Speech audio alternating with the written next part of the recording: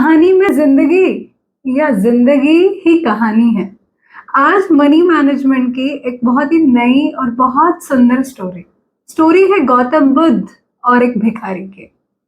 एक समय की बात थी कि जब एक गांव में एक बेघर भिखारी हमेशा घर घर घूमकर खाना कपड़े मांगा करता था और ये मांग कर अपनी जिंदगी को बिताना ही उसकी जिंदगी थी।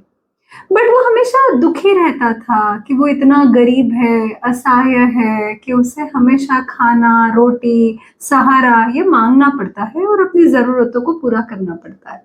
एक दिन उसी गांव में गौतम बुद्ध आए और एक पेड़ के नीचे वो अपनी ध्यान तपस्या कर रहे थे और गांव के लोग बहुत ही दुखी होके उनके पास जाते, अपने जिंदगी से जुड़े हुए सवाल पूछते और उन सवालों के जवाब गौतम बुद्ध उन्हें देते। ये भिखारी कई दिनों से देख रहा था।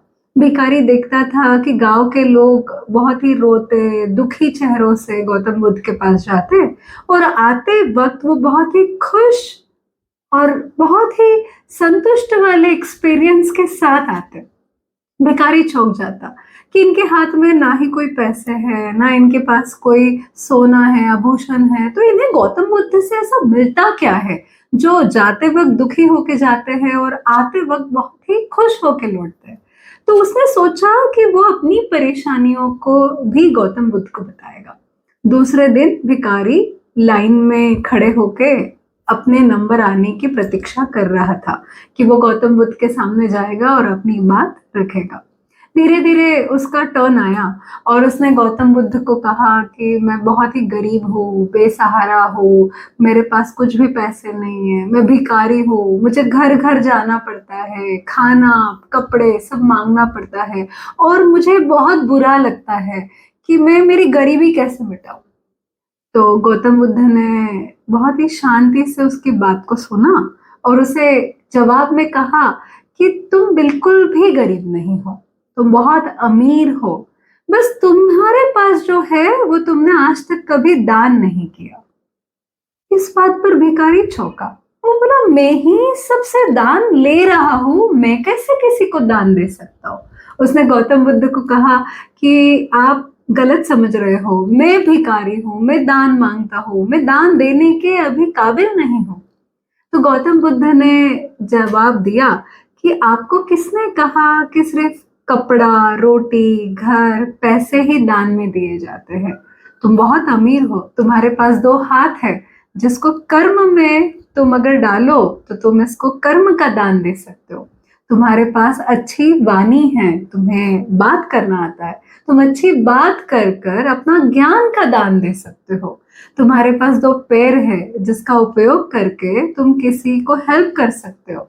तुम्हारे पास एक अच्छा शरीर है तो तुम बहुत अमीर हो, तुमने इसका यूज करके कभी कमाने की कोशिश ही नहीं की, इसलिए तुम्हें एहसास होता है कि तुम गरीब हो। इस बात पर भिखारी शांत हो गया और वो लौटा और उसने बहुत सोचना शुरू किया कि उसके पास ऐसा क्या है जिसको यूज करते हुए ये जो भिखारी का जो किरदार वो निभा रहा है इसको वो खत्म करे।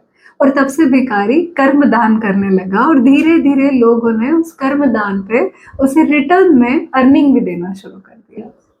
So being international certified financial coach, अगर फाइनेंशियल क्लिनिक एकेडमी में मैं आपको मेंटोर कर रही हूँ जिससे आप एक नॉर्मल एजेंट से फाइनेंशियल प्रोफेशनल बनो। तो इस स्टोरी से आपको और हर एडवाइजर को क्या सीखना चाहिए?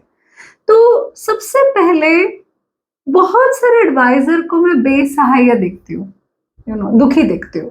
मैं देखती हूँ वो कहते हैं कि मेरे क्लाइंट्स हमारी बात नहीं सुनते हैं, वो मेरे से रिबेटिंग मांग लेते हैं, या हमको प्रोडक्ट कोई सिखाता ही नहीं है, या मैं कैसे इस पॉलिसी को क्लोज कर दूँ, इस बड़ी डील को क्लोज कर दूँ, मैं कैसे बड़ा म्यूचुअल फंड का ईएम बिल्ड कर दूँ। सो ये जो असहाय वाली फीलिंग है ये इसलिए आती है क्योंकि it's not a problem of society, ये सोसाइटी का इशू ही नहीं है, ओके, कि लोगों को समझ नहीं आता मनी मैनेजमेंट।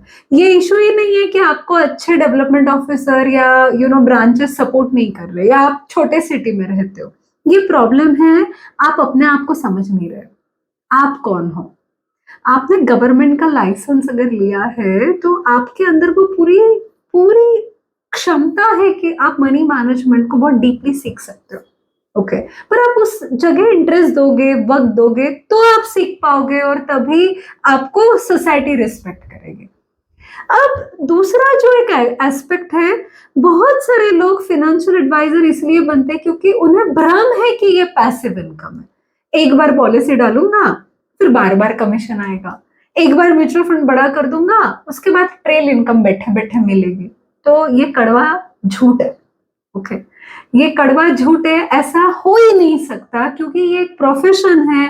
जब तक आप आपके क्लाइंट के साथ year on year professional communication नहीं करोगे, इस नॉलेज के साथ आप उनसे इंटरैक्ट नहीं करोगे, पर्सनल टच नहीं रहोगे, तब तक आपकी इनकम बढ़ ही नहीं सकती। अब ये सब सीखना है तो आपको सेलर की ज़रूरत नहीं है, आपको राइट मेंटर की ज़रूरत है। एक ऐसा मेंटर जो आपको अपने आप को मिलाने में, पहचान कराने में हेल्प करे। दूसरा, जो आपके कम्युनिकेशन में सेलिंग को निकाल के कंसल्टेशन को डाले। तीसरा, जो आपको ये हेल्प करे कि आप आपके क्लाइंट को सिर्फ रिन्यूअल कॉलिंग के लिए कॉल नहीं करो, तो आप जेन्युइन लेवल पे उनके साथ रिकनेक्ट करके उनको इस लेवल के सर्विसेज़ ऑफ़र करो, जिससे वो आपके साथ हमेशा जुड़े। तो बस उस गौतम बुद्ध की तरह जो हमने सीखा कि आप बहुत सक्षम हो, आप बहुत अमीर हो। अगर आपके पास ये मौका मिला है मनी मैनेजमेंट का, अगर आपने लाइसेंस लिया है, तो आपके जितना इस धरती पे अमीर कोई नहीं हो सकता।